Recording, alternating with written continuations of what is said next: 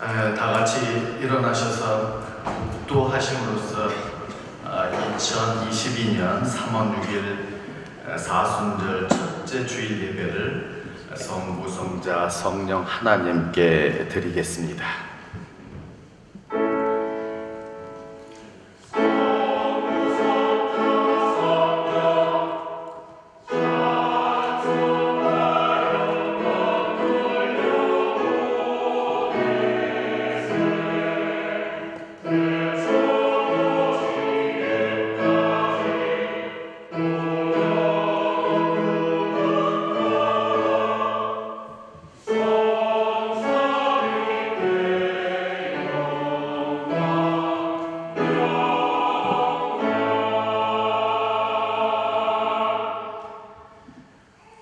외모로 보시지 않고 각 사람의 행위대로 심판하는 이를 너희가 아버지라 부른즉 너희가 나그네로 있을 때를 두려움으로 지내라.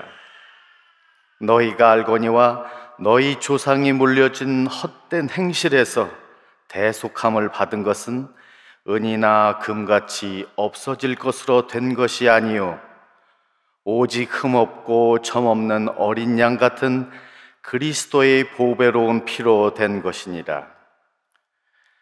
사람을 외모로 보시지 않고 각 사람의 행위대로 심판하시는 하나님을 찬양하고 예배합니다.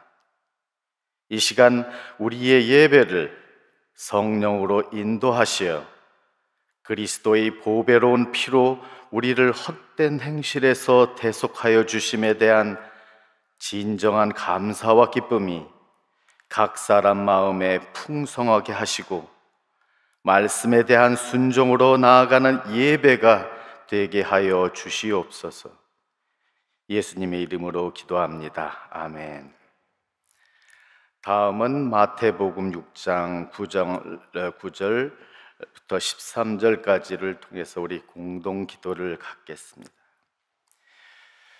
하늘에 계신 우리 아버지여, 이름이 거룩히 여기심을 받으시오며 나라의 임하옵시며 뜻이 하늘에서 이룬 것 같이 땅에서도 이루어지이다. 오늘날 우리에게 일용할 양식을 주옵시고 우리가 우리에게 죄 지은 자를 사하여 준 것 같이 우리 죄를 사하여 주옵시고 우리를 시험에 들지 하지 마옵시고 다만 악에서 구하옵소서. 나라와 권세와 영광이 아버지께 영원히 있사옵나이다. 아멘. 이제 지난 한 주간 저희들이 믿음의 삶을 각각 돌이켜보는 시간입니다. 그래서 하나님께 죄 지었음을 고백하고 회개하는 시간을 갖겠습니다.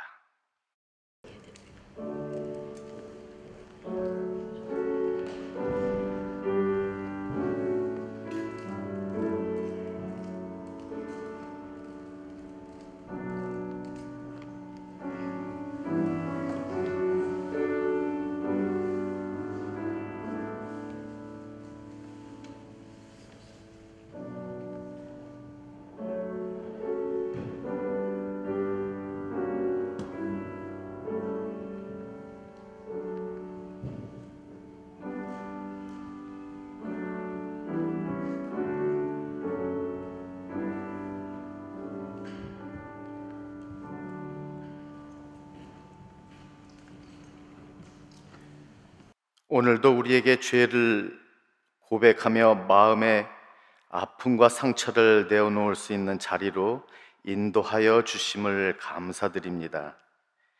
이 시간 진정한 마음으로 회개하오니 지난 시간 우리 안에 쌓인 모든 죄와 허물과 상처를 씻어주시고 우리를 사로잡은 모든 세력으로부터 우리의 몸과 마음을 해방시켜 주시옵소서. 예수 그리스도 이름으로 기도합니다. 아멘. 다음은 찬송이 있겠습니다. 여기에 모인 우리 드리겠습니다.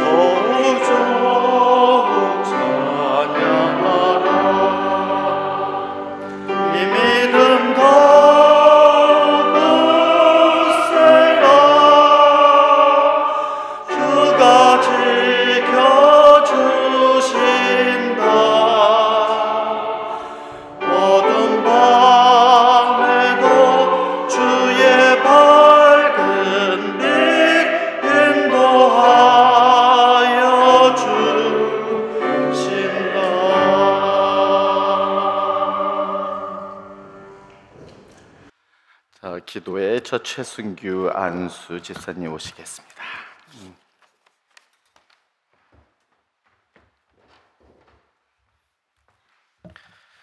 다 같이 기도하시겠습니다.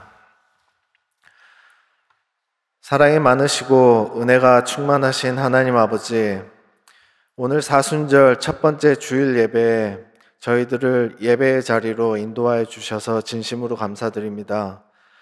다가올 부활절을 대비하고 회개하여 부활의 영광에 참여케 하여 주시고, 이 사순절 기간에 그리스도인으로서 내 자신을 돌아보고 하나님과의 관계에 집중하며 예수님의 제자로서 성장하고 주님의 십자가의 사랑을 직접 체험하는 귀한 시간이 되도록 주님께서 인도하여 주시길 간절히 기도드립니다. 아직 코비드로 인해 전 교인이 주님의 전에서 다 같이 한마음 한뜻으로 예배를 드리지는 못하지만, 저희가 어디에 있든지 각자의 자리에서 하나님께 예배를 올려드릴 수 있도록 주님께서 은혜의 은혜를 더하여 주시길 기도드립니다. 사랑의 하나님 아버지, 저희들의 지난 한 주간의 삶을 돌아볼 때 주님의 한량없는 은혜가 아니었으면 살아갈 수 없음을 이 시간 고백합니다. 하지만 저희 모습은 여전히 연약하며 입술로만, 생각으로만, 행동으로만 주님을 사랑했고 저희의 삶은 말씀과 일치하지 못한 채 살아갈 때가 많았음을 이 시간 주님께 회개합니다. 나약한 저희들을 불쌍히 여겨주시고 이 시간 다 용서해 주시옵고 저희의 삶과 말씀이 일치하여 오로지 주님 한 분만 바라보며 살아갈 수 있도록 긍휼의 긍휼을 베풀어 주시길 간구드립니다. 사랑의 하나님 아버지, 러시아의 무력 침공으로 인해 수많은 우크라이나 사람들이 죽어가고 고통을 당하고 있습니다. 우크라이나 국민들을 긍휼히 여겨주시길 기도드리며 저희들은 이 상황에 한 치 앞도 예측하지 못하지만 주님께서 악을 선으로 인도하여 주실 걸 믿고 의지하며 기도하오니 하루속히 탐욕과 욕망이 가득 찬 이 전쟁이 끝나고 우크라이나 국민들이 자유와 정의를 되찾게 해주시길 간절히 기도드립니다.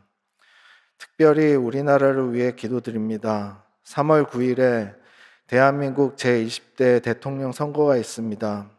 어려운 국면에 인간의 그릇된 권력의 욕망과 욕심을 따르지 않고 오로지 우리나라와 국민들을 섬기며 수고하고 애쓰는 후보가 대통령이 되게 하시어 우리나라가 더욱더 하나님을 두려워하며 하나님을 경배하며 하나님의 뜻을 온전히 따르는 우리나라가 되길 기도드립니다. 이 시간 육신의 아픔과 고통 속에 있는 지체들을 위해 기도합니다. 저들을 치유하시는 주님의 십자가의 능력을 체험하게 하시고 상한 심령을 위로하시는 주님의 사랑으로 깊은 심령을 어루만져 주시고 주님께서는 다 보시고 아시오니 저들 한 분 한 분 만나 주시고 책임져 주셔서 하루속히 깨끗이 나음받는 귀한 주님의 지체들이 되도록 주님께서 함께하여 주시길 기도드립니다. 오늘 강단에 서시는 담임 목사님을 위해 기도합니다. 항상 진리와 생명의 말씀을 선포하실 때 성령의 기름 부음이 충만하여 말씀을 듣는 저희 심령 속에 그리고 힘겨운 우리의 삶에 큰 위로가 되게 하여 주시길 기도드립니다. 이 예배를 위해 수고하시고 헌신하시는 모든 손길을 기억하여 주시고 예배 가운데 올려드리는 찬양대의 찬양을 기쁘게 흠양하여 주시길 바라오며 예배의 모든 순서를 하나님께서 홀로 영광 받으시기를 간절히 원하오며 이 모든 말씀 우리를 구원하여 주신 예수님의 이름으로 기도합니다. 아멘.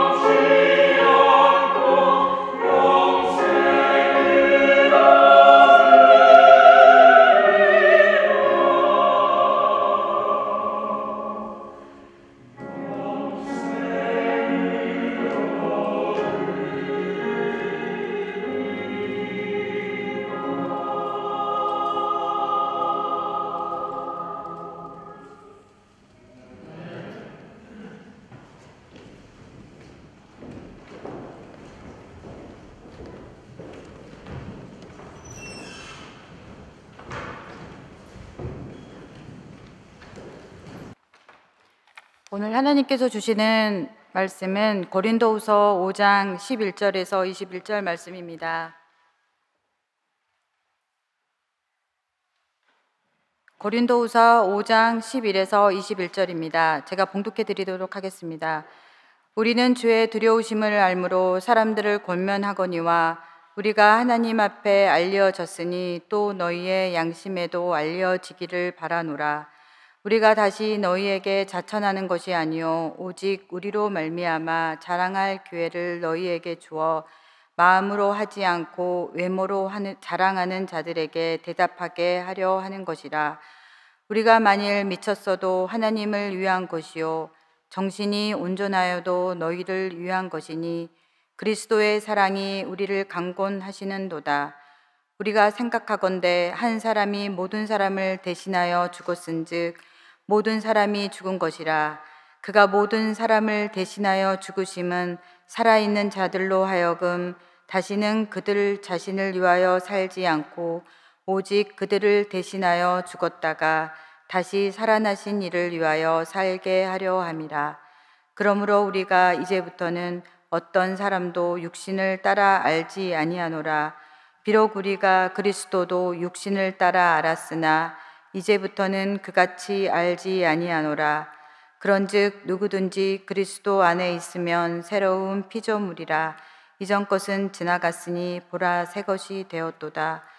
모든 것이 하나님께로서 났으며 그가 그리스도로 말미암아 우리를 자기와 화목하게 하시고 또 우리에게 화목하게 하는 직분을 주셨으니 곧 하나님께서 그리스도 안에 계시사 세상을 자기와 화목하게 하시며 그들의 죄를 그들에게 돌리지 아니하시고 화목하게 하는 말씀을 우리에게 부탁하셨느니라. 그러므로 우리가 그리스도를 대신하여 사신이 되어 하나님이 우리를 통하여 너희를 권면하시는 것 같이 그리스도를 대신하여 간청하노니 너희는 하나님과 화목하라. 하나님이 죄를 알지도 못하신 이를 우리를 대신하여 죄로 삼으신 것은 우리로 하여금 그 안에서 하나님의 의가 되게 하려 하심이라. 아멘.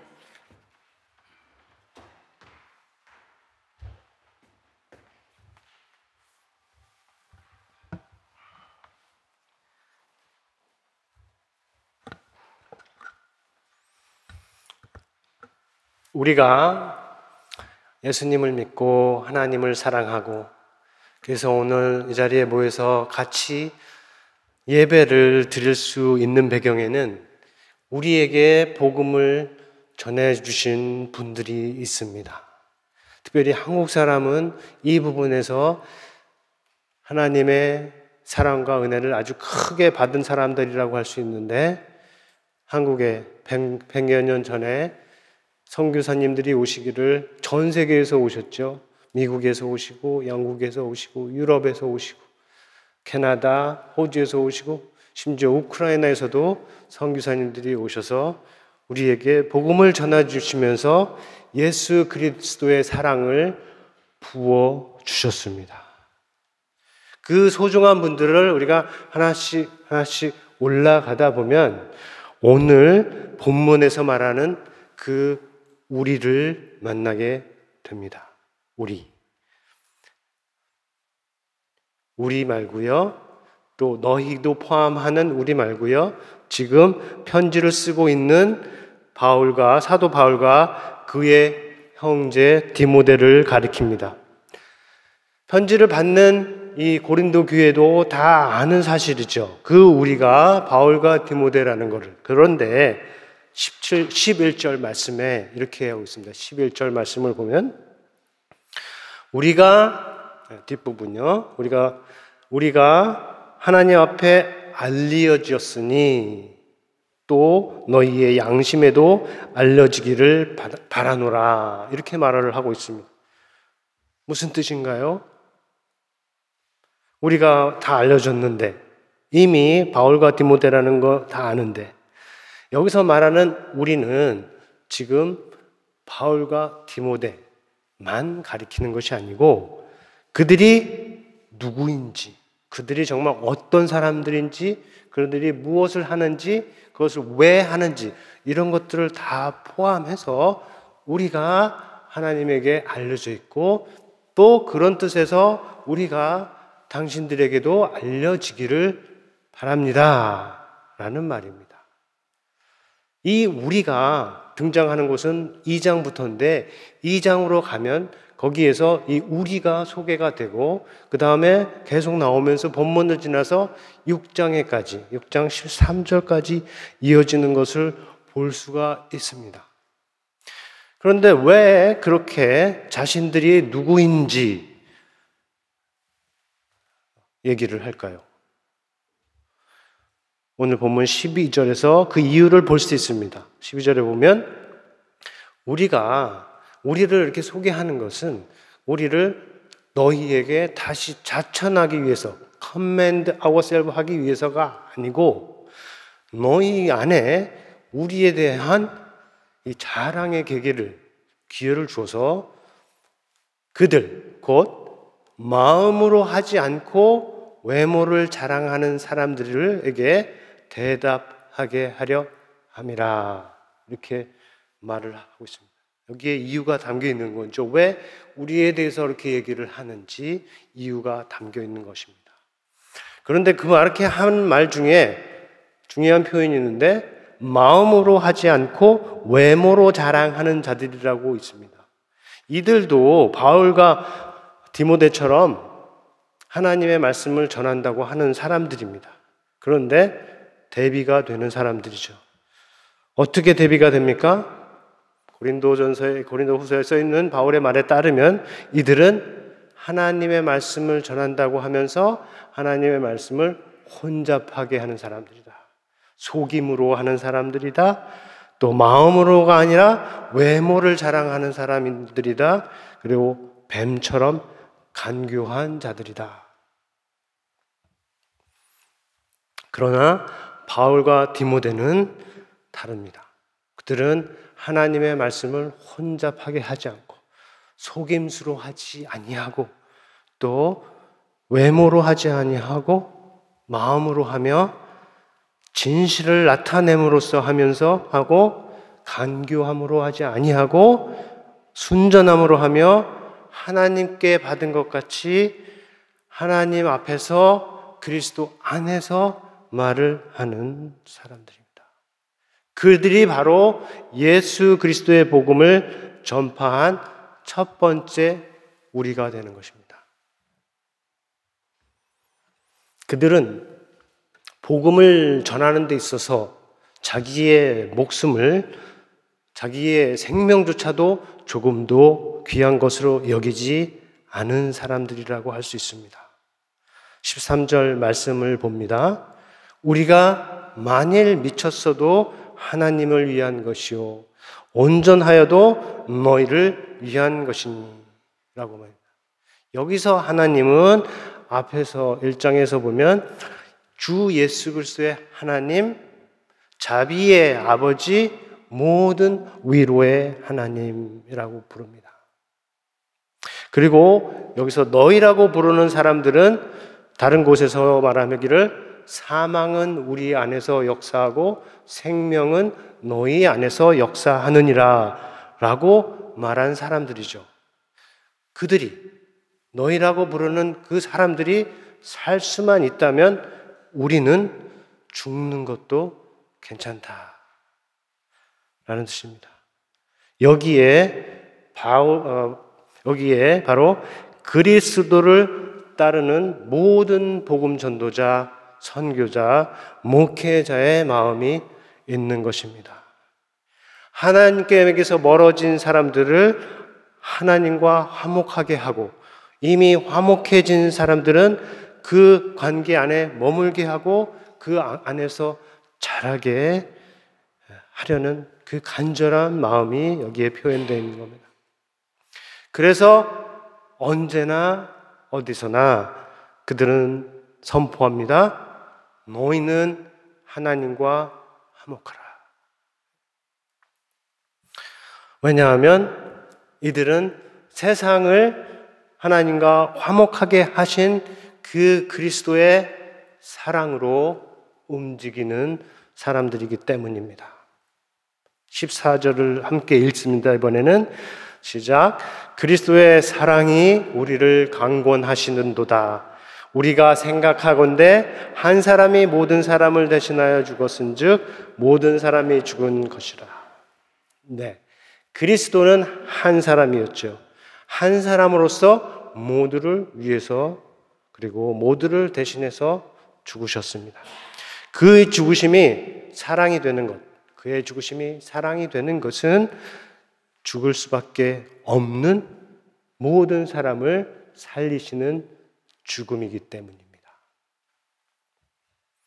이 부분을 준비하면서 제가 10여 년 전에 읽었던 책 The Shack이라는 책이 있습니다.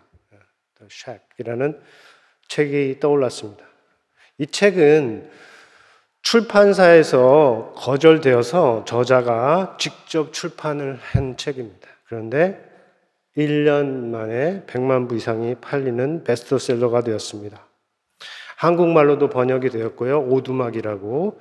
그리고 10년 후에는 2017년에는 영화로도 만들어졌습니다.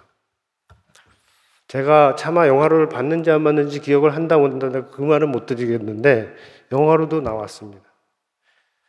여러분 중에 책을 읽으시거나 영화를 보신 적이 있는 분 있으세요? The Shack 아니면 오두막? 전혀 없으세요? 놀랍습니다.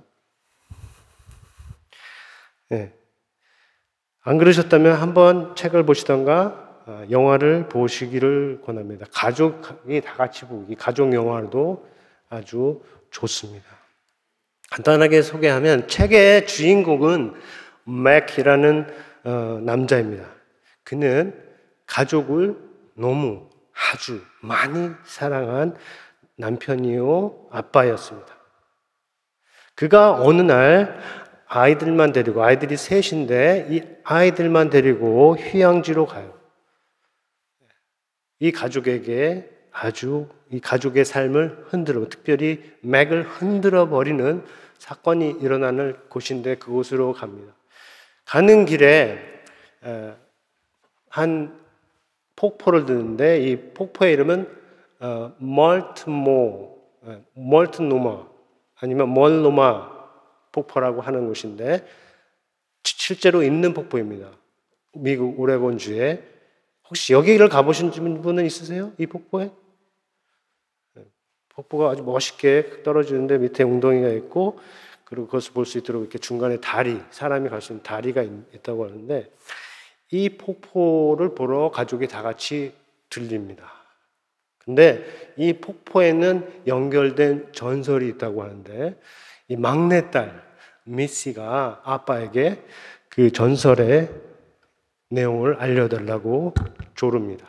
그래서 아빠가 전설을 전해주는데 그 내용에 따르면 인디언족, 특히 아까 말한 멀로마 부족의 추장이 있는데 그 추장에게는 외동딸이 있습니다. 그 외동딸 너무너무 사랑하는 공주예요.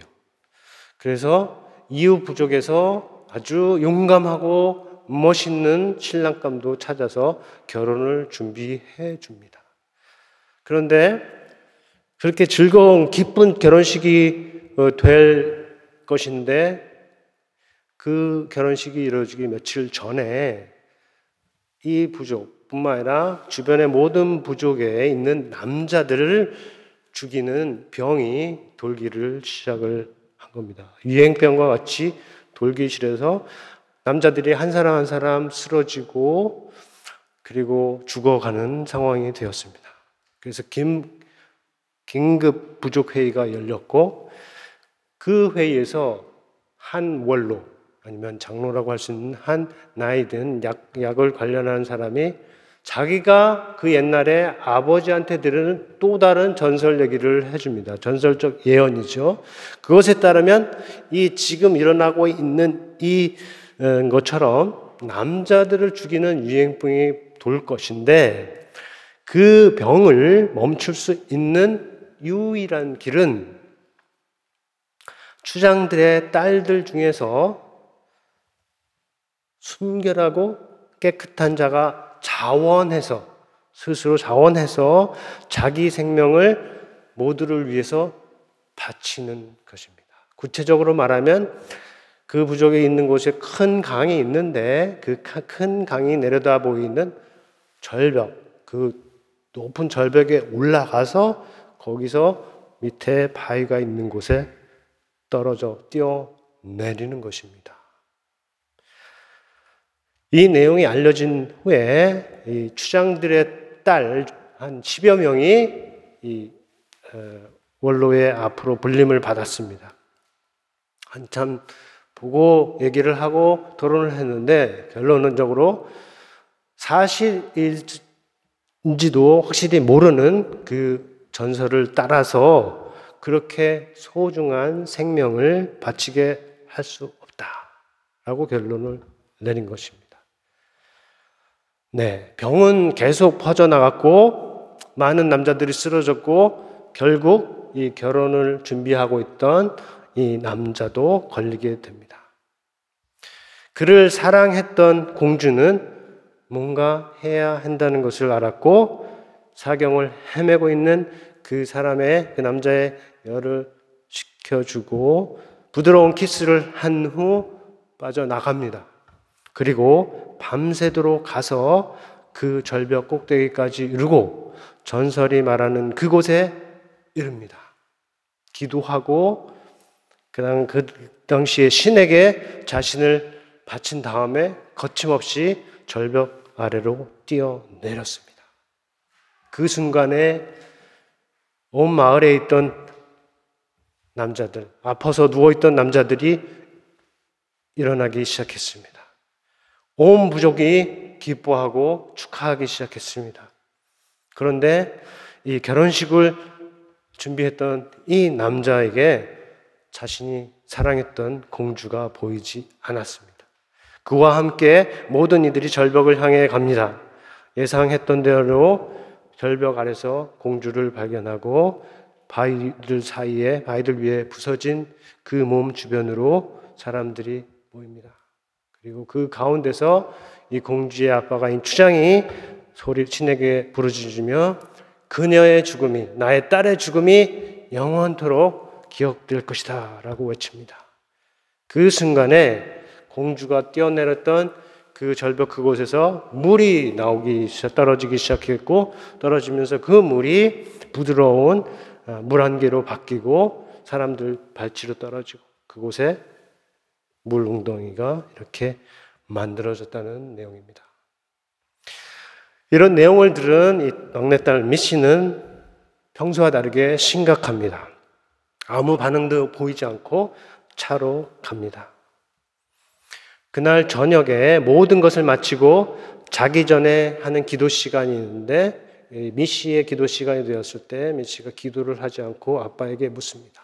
아빠, 그녀가 왜 죽어야 했나요?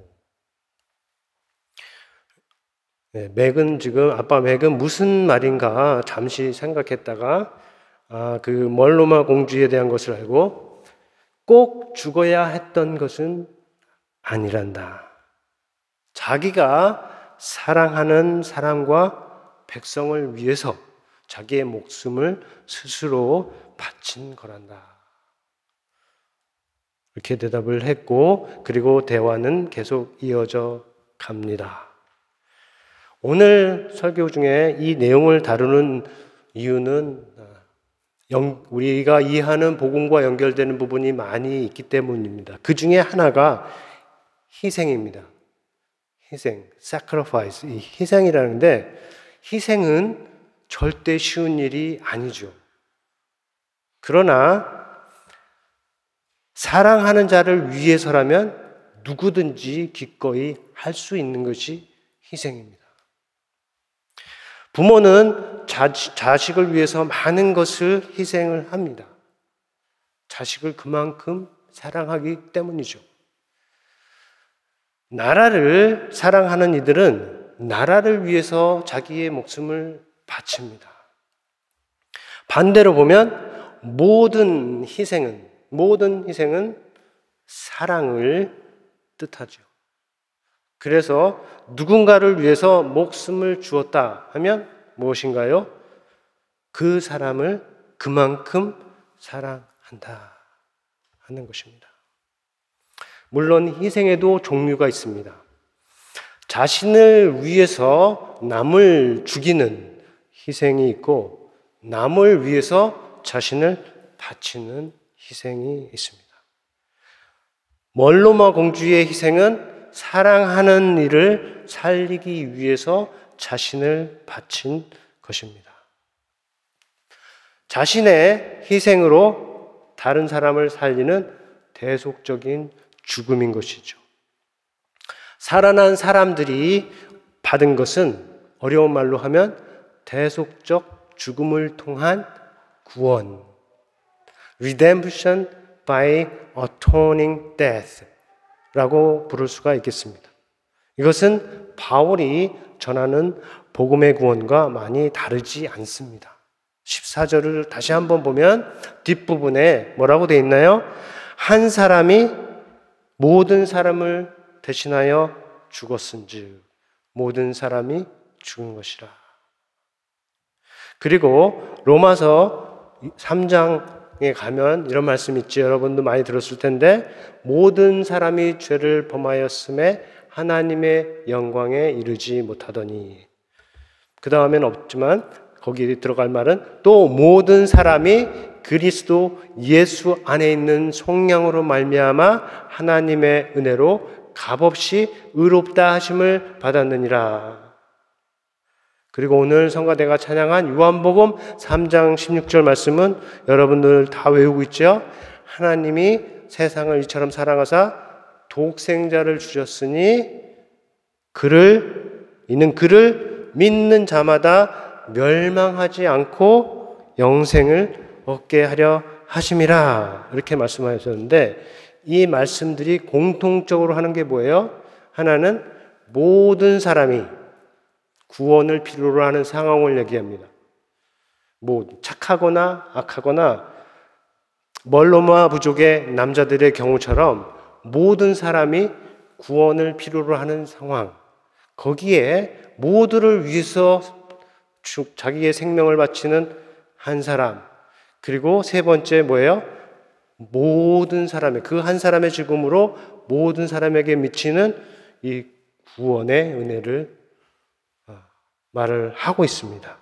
그런데 소설의, 앞에 말하는 소설의 전설에서 말하는 것처럼 한 사람의 죽음으로 다른 사람들이 자동적으로 살아나는 것은 아닙니다.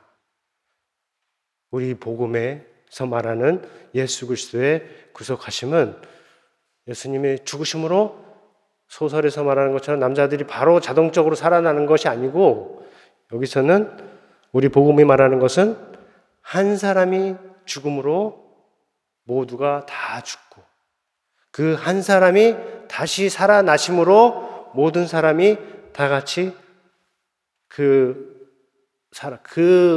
살아나심에 연합한 사람들은 다 살아나는 건데, 그 연합을 가능하게 하는 것, 예수님의 죽으심과 예수님의 다시 사심을 연합을 하는 것이 믿음입니다. 예수 그리스도를, 자신을 위해서 모두를 위해서 죽으신 그 예수 그리스도를 믿는 믿음이죠. 근데 이 믿음은 절대로 어려운 것은 아닙니다. 물에 사람이 빠진 사람이 있다면 그 사람에게 던져진 생명의 밧줄을 붙잡는 것과 같고, 그 다음에 병에 걸려서 죽어가는 사람에게 주어진 살려주는 그 약을 받아서 먹는 것과 같이 그렇게 어려운 일이 아닙니다.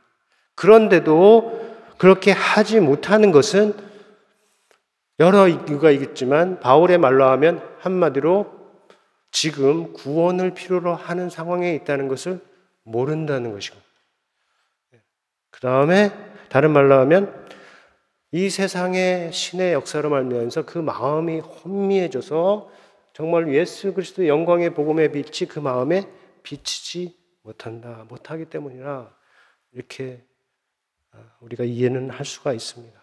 또 다른 이유가 있겠지만 그 두 개의 이해만 하고 우리가 그리스도를 영접하고 복음의 빛을 받는 사람에 대해 생각을 해볼 수 있는데 그들의 마음에는 예수 그리스도의 사랑이 마음속 깊이 들어옵니다. 나를 살려준 그 사람의 희생의 사랑이 마음속에 깊이 들어옵니다. 그리고 그렇게 함으로써 새 사람이 됩니다. 이전과는 다른 사람으로 바뀌는 것이죠. 17절을 함께 읽겠습니다. 여러분이 잘 아는 말씀인데 시작. 그런즉 누구든지 그리스도 안에 있으면 새로운 피조물이라. 이전 것은 지나갔으니 보라 새로운 피조물이라. 여기서 말하는 새로운 피조물은 창세기와 계시록에서 말하는 피조물과 창조와 조금 다릅니다. 왜냐하면 그리스도 안에 있는 사람에 관한 것이기 때문입니다. 이것은 먼저 영적으로 이해하는데 그리스도 안에 있는 사람은 anyone in Christ, 그리스도 안에 있는 사람은 모든 사람을 자기를 포함해서 모든 사람을 대신해서 죽으신 예수 그리스도를 믿음으로 말미암아 그 마음의 중심에 예수의 영이 들어오시고 이전에 그 자리를 차지하고 있던 그 악한 영을 몰아내시고 그리스도께서 그 마음에 그 인생의 주인이 된 사람입니다. 그 다음에 이어지는 게 그 사람의 생각과 말과 행동이 새롭게 되는 것이죠. 16절입니다. 거기에 보면 그러므로 우리가 이제부터는 어떤 사람도 육신을 따라 알지 아니하노라. 비록 우리가 그리스도도 육신을 따라 알았으나 이제부터는 그같이 알지 않는가. 이렇게 말을 하는데 여기서 말하는 육신은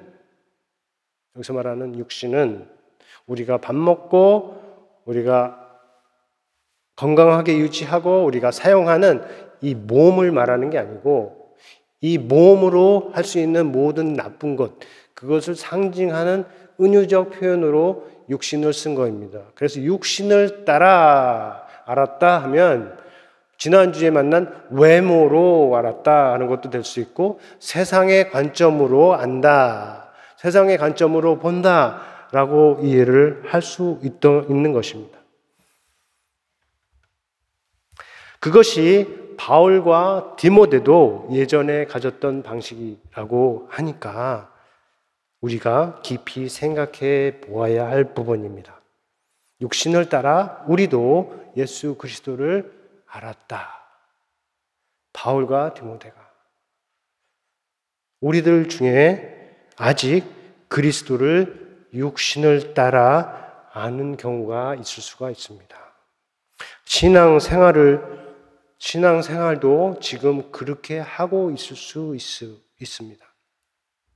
나의 모든 것은 세상에 있으면서 몸만 여기에 있고 그리고 나는 새로운 피조물이야, 나는 그리스도 안에 새로운 피조물이라고 우리가 할 수가 없는 것이죠. 오직 예수 그리스도 안에서 오늘 교회에 있든지 내일 학교에 있든지 내일 직장에 있든지 그리스도 안에 있을 경우에만 그리스도 안에 있는 새로운 피조물이다 라고 우리가 말할 수 있고 자랑할 수 있고 전할 수 있다 하는 것입니다.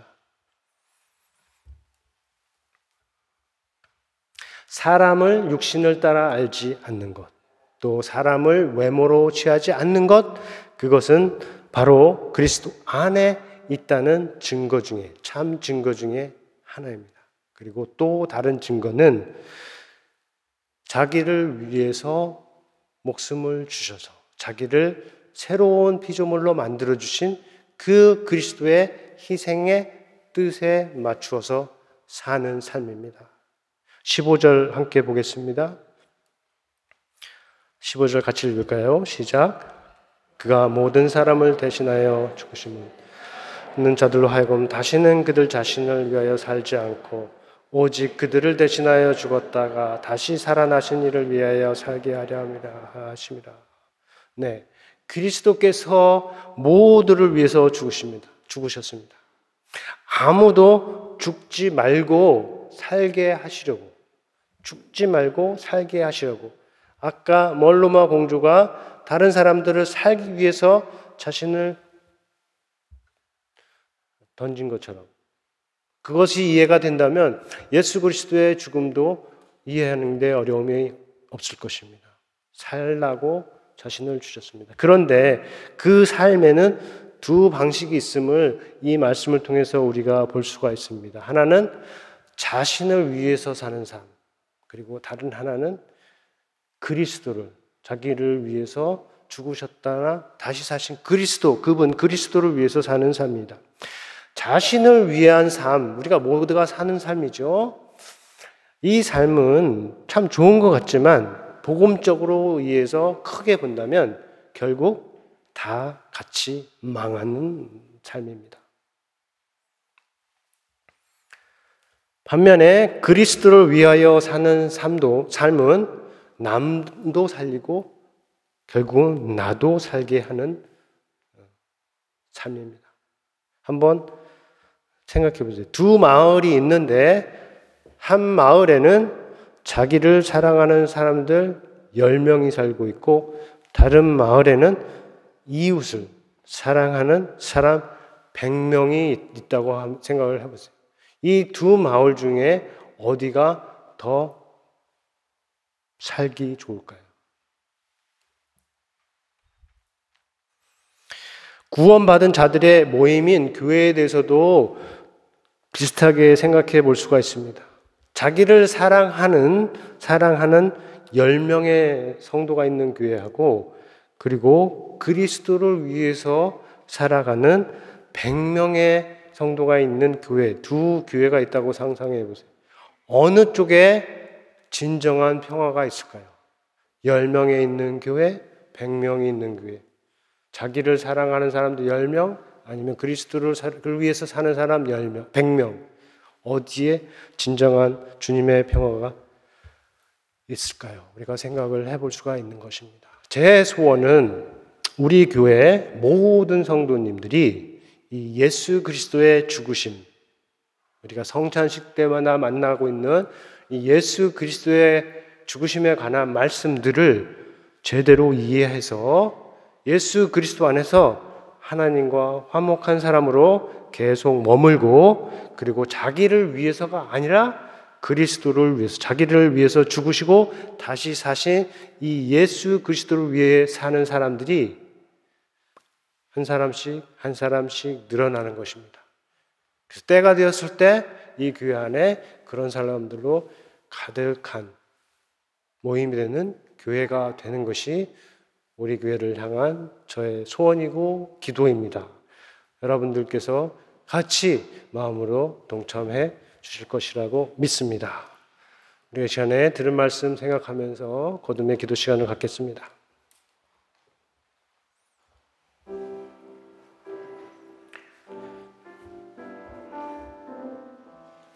너희는 하나님과 화목하라. 이 말씀 안에서 우리가 예수 그리스도의 대속에 대해서 함께 생각해 보았습니다. 들은 말씀의 가운데 여러분 마음에 다가오는 말씀이 있기를 바라고 그 말씀에 따라서 결심하는 기도의 시간이 되기를 바랍니다.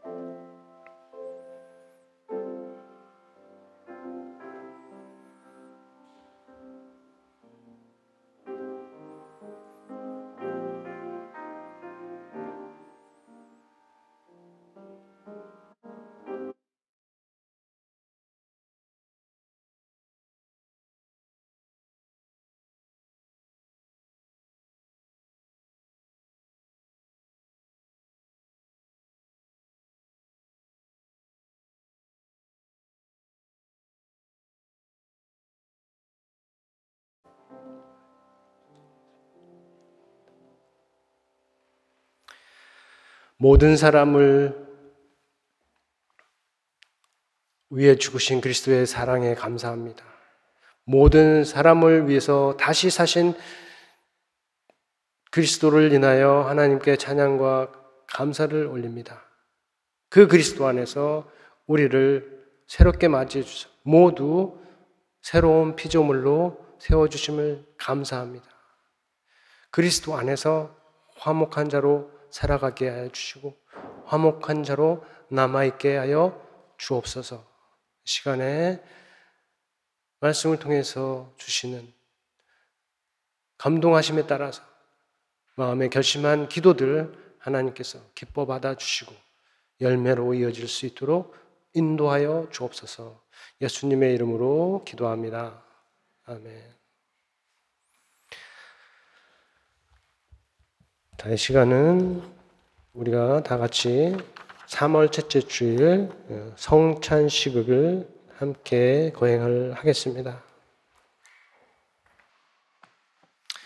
예수님이 제정하신 떡과 포도주를 통하여 우리를 위하여 자신을 주신 우리 예수 그리스도의 몸과 피에 참여하는 것입니다.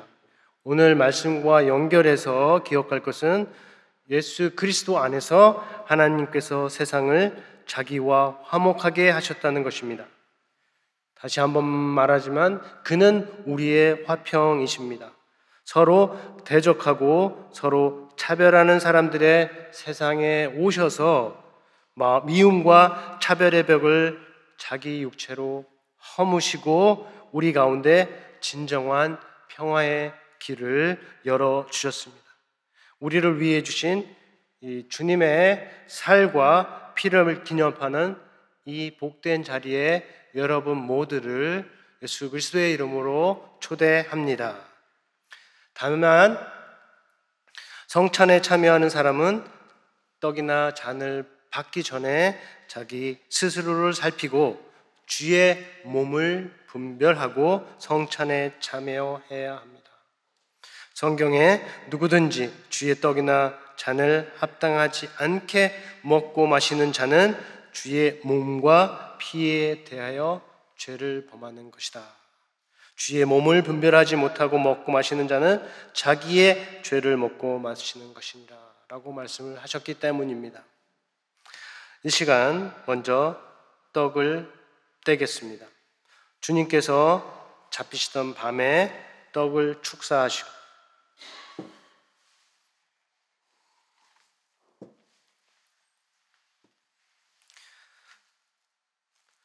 축사하시고 이것은 너희를 위한 나의 몸이니 이것을 행하여 나를 기념하라 라고 말씀을 하셨습니다. 그 말씀에 따라서 오늘도 우리는 떡을 떼고 그 말씀에 따라서 주님을 기념을 하겠습니다.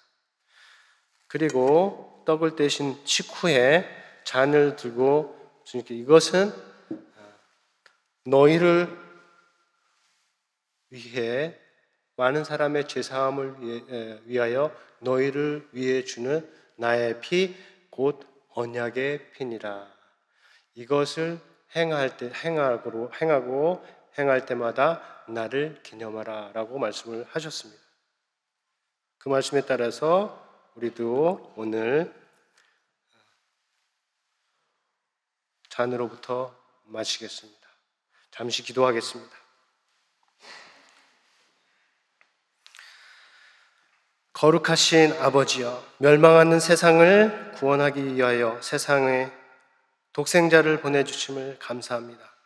우리 주 그리스도 예수여, 우리와 같은 몸으로 오셔서 우리가 할 수 없는 일을 하여 주시고 우리가 할 수 있는 능력을 주시고 또 언제나 우리와 함께 하심을 감사합니다. 성령이시여, 나사렛 예수를 도우셔서 그리스도의 사명을 감당하게 하신 것처럼 오늘 주의 정하신 떡을 먹고 잔을 마시는 우리 안에 충만하시어 우리도 우리에게 주어진 작은 사명도 감당할 수 있게 하여 주옵소서.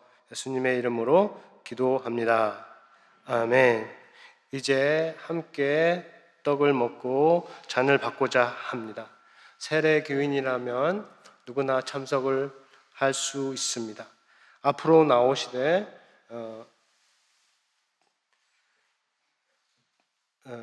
두 곳이 있는데 먼저 떡을 받으시고 그 다음에 잔을 받으시면 됩니다.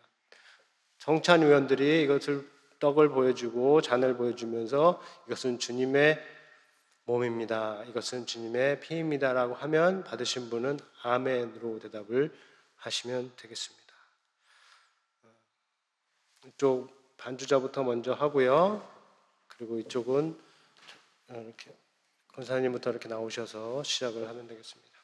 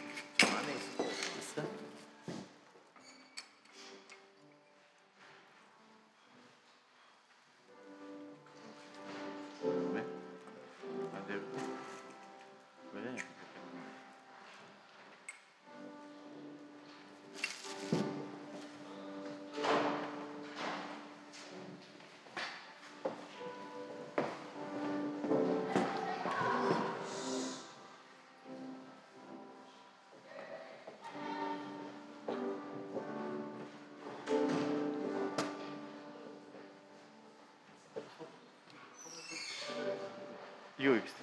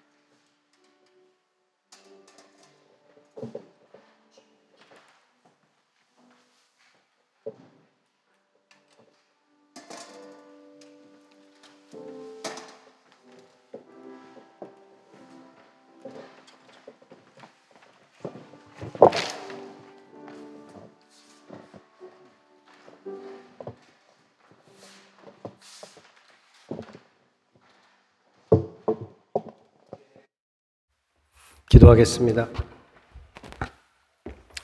오늘도 우리에게 성찬식을 베푸신 하나님, 믿음으로 참여한 자들 안에 주의 성찬의 뜻이 온전하게 이루어지게 하옵소서. 우리가 먹은 떡과 마신 포도주가 주님의 몸과 피에 진정한 참여함이 되게 하시고, 이제는 우리 자신을 위해서 살지 않고 우리를 대신하여 죽었다가 다시 살아나신 이를 위해 살게 하시고, 그 안에서 하나님의 의가 되는 교회가 되게 하여 주옵소서. 예수님의 이름으로 기도합니다. 시간 봉헌 시간인데 우리 송주섭 형제가 나와서 믿음의 고백을 봉헌통으로 올리겠습니다.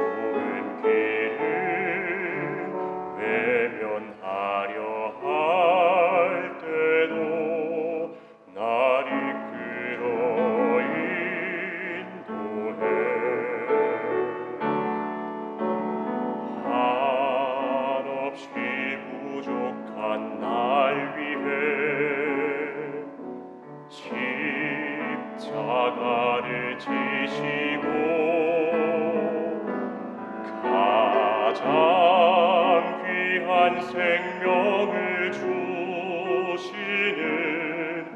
그 놀라운 주의 사랑, 이런 나를 어찌 사랑하셔서 회복시키고 다시 순종하게 하실까. 그 은혜로 새로운 삶을 살게 하니 그분께 다시 고백하겠네. 나의 하나님, 나의 하나님, 내게 주신 사랑 본받아. 나로 인해 저 사랑 사람들을 주께 돌아오게 하소서. 나의 하나님, 나의 하나님, 주만 사랑하게 하시고 믿음으로 세상을 이기며 날마다 승리케 하여 주소서.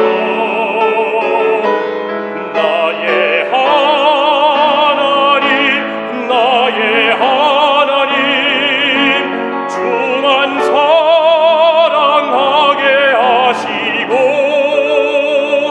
믿음으로 세상을 이기며 날마다 승리케 하여 주소서.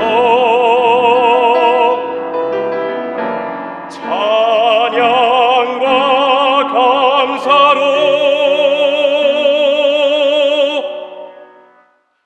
날마다 승리케 하소서.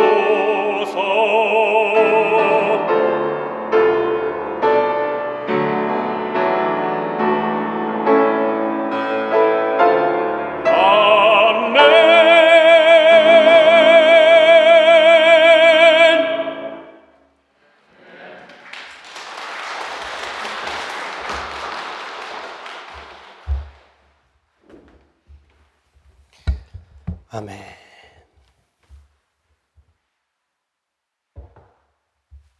잠깐 기도하겠습니다.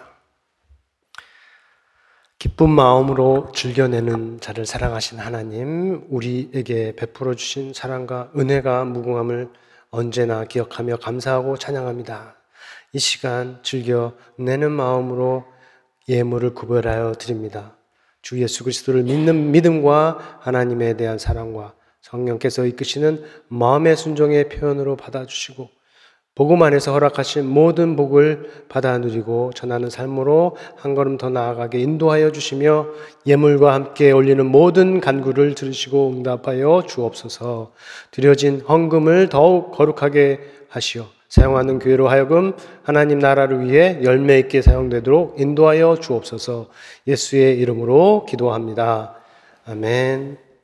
이제는 우리 구주 예수 그리스도의 은혜와 하나님 아버지의 크신 사랑과 성령의 교통하심이 하나님과 화목하게 하여 주심을 감사하며 하나님과 화목한 관계 안에 머물며 하나님과의 화목함을 전하는 삶으로 나아가는 모든 영혼 위에 교회 위에 영원토록 함께 있을지어다.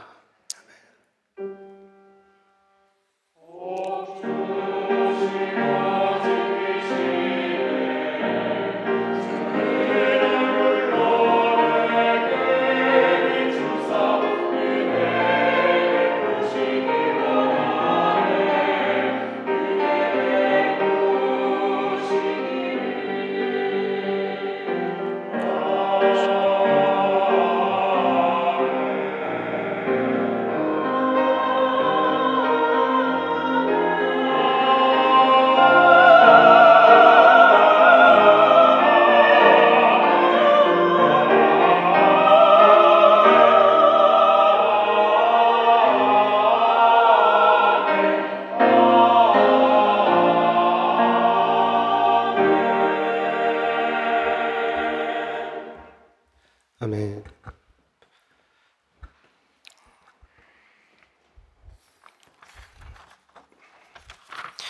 우리 반가운 분들이 옆에 있는데 우리 새로운 생명을 주신 하나님을 찬양합니다. 같이 인사할까요? 옆 사람과 새로움을 주신 하나님과 감사합니다. 오늘 처음 오시거나 오래간만에 방문하신 분들을 너무너무 환영하며 예배 후에 주 안에서 아름다운 교제로 이어질 수 있기를 바랍니다. 부활절 수양에 관한 강구가 계속 있고요. 그리고 오늘부터는 사순절 첫째 주일 오늘이 되고요. 다음 주부터 둘째 주일 부활절까지 주일을 빼고 사순절이 계속 이어질 것입니다. 이 사순절 기간에 여러분의 몸과 마음이 예수님에게로 더욱더 가까워지기를 예수님의 이름으로 축원합니다. 그리고 모임 광고 있고요. 참고하시고, 그리고 우크라이나 선교사 지원에 관한 광고인데, 현재 전쟁의 어려움에 처한 우크라이나 사역하시는 우리 한국 선교사님들을 긴급하게 돕고자 교회에서 당회에서 결정을 했습니다. 그래서 다음 주에 특별 헌금 시간을 가질 것이니 여러분들 같이 동참해 주실 수 있으면 감사하겠습니다.